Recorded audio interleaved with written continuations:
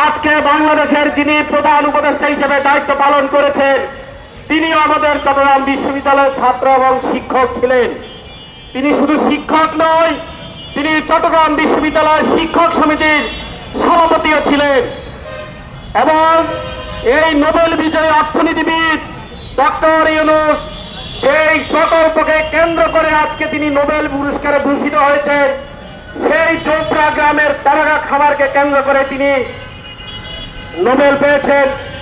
দুঃখজনকভাবে সত্য, সেই চোপড়া গ্রামের লোকজন এবং তাদের ছদ্মাবরণে বিশ্ববিদ্যালয়ের শিক্ষার্থীদের উপর যে নারকীয় তাণ্ডব করেছে, এই তাণ্ডবে গোটা বাংলাদেশ এবং বাংলাদেশের সমস্ত ক্যাম্পাসগুলি নেড়ে ছেড়ে বসেছে।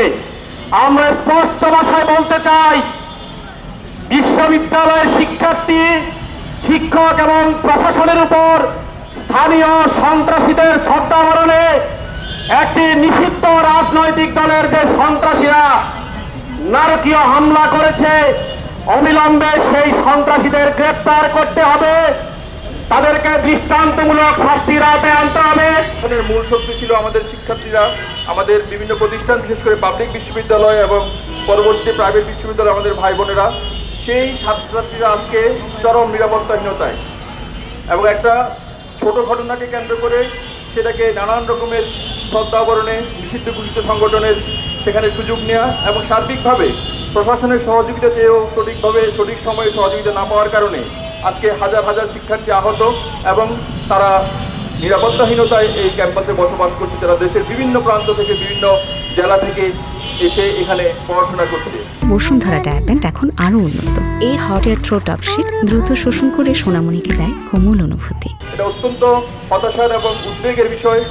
আমরা জোর দাবি জানাবো বিশ্ববিদ্যালয়ের প্রাক্তন শিক্ষার্থীদের পক্ষ থেকে এই বিষয়টা দ্রুত সুরাহা করে বিশ্ববিদ্যালয়ের ভবিষ্যতে যাতে কোনো ধরনের নিরাপত্তা ঘাটতি দেখা না দেয়, সেই বিষয়ে কীভাবে পদক্ষেপ নেওয়া যায় সেগুলো সংশ্লিষ্ট সকল মহল মিলে দ্রুত একটা কার্যকরী একটা পদক্ষেপ গ্রহণ করবেন এবং এর মাধ্যমে শিক্ষার সুষ্ঠু পরিবেশ ফিরিয়ে এনে সেখানে আমাদের আগামী দিনের বাংলাদেশ পরিচালনা যে মেধাবী শিক্ষার্থীরা আসবে, সেই শিক্ষার্থীদের জন্য একটি সুন্দর এবং নিরাপদ ক্যাম্পাস এবং তাদের যে পড়াশোনার পরিবেশ সেটা যাতে সঠিকভাবে আমরা পেতে পারি, সে বিষয়ে আমাদের সবাইকেই এগিয়ে আসতে হবে এবং আমাদের রাষ্ট্র এ বিষয়ে অগ্রগণী ভূমিকা নেবে বলে আমরা বিশ্বাস করি। একটা দেশের সবচেয়ে গুরুত্বপূর্ণ হলো মেধাবীরা।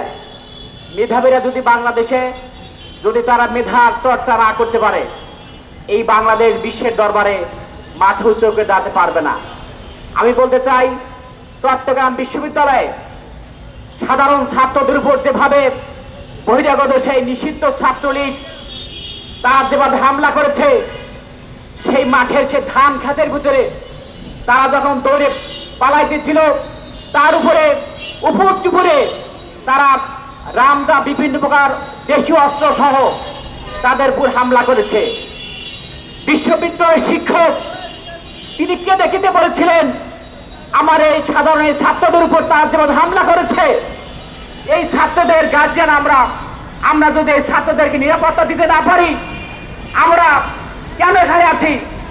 বাংলাদেশের সকল প্রশাসন, আর্মি, পুলিশ, বিডিআর, সকল গোয়েন্দা বাহিনী, সকল প্রশাসনকে বলতে চাই, চট্টগ্রাম বিশ্ববিদ্যালয়ের দিকে আপনার তাকান।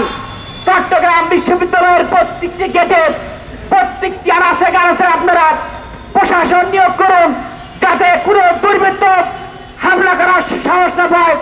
বাংলাদেশের ভিডিও ফুটেজ থেকে যারা এই হামলা করেছে, প্রত্যেকটি ভিডিও দেখে তাদেরকে গ্রেপ্তার করুন, তাহলে এই নিষিদ্ধ ছাত্রলীগে আরো সাহস পাবে।